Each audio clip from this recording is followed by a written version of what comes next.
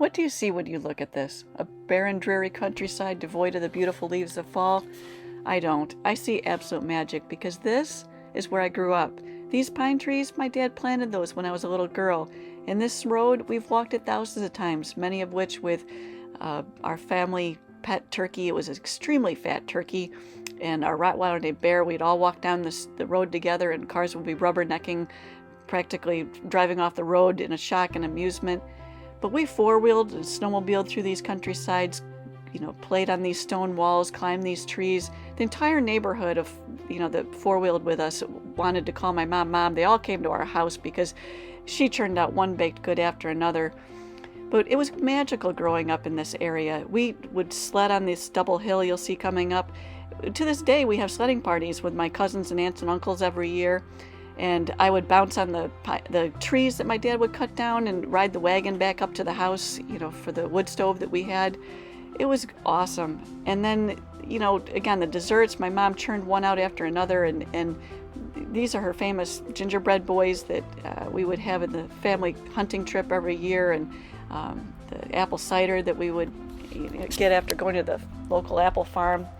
Making wreaths out of bittersweet and going and picking out a beautiful Christmas tree every year together as a family, going on the sledding rides, the sleigh rides that they would have. And of course, it wouldn't be Christmas without watching White Christmas together as a family. And I can't tell you how many wonderful things were a result of living in central New York. My grandparents lived down below the hill and they divided up the land, and so Aunt Sue and Uncle Dave lived on the corner. They still do, and Uncle Cordy in the middle, and then my mom and dad.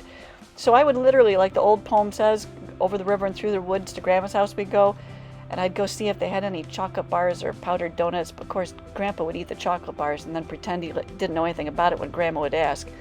But he built that stone house for her, and that pool, many a pool party. That school, that was my high school.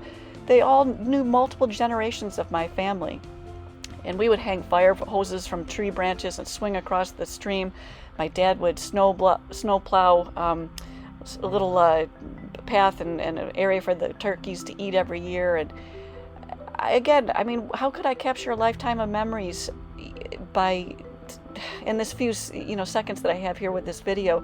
But I want you to consider, if you want to give your family that kind of upbringing and those kind of memories to fall back on, consider calling and having us help you find a place where you can start building those kind of memories with your family, because it's wonderful.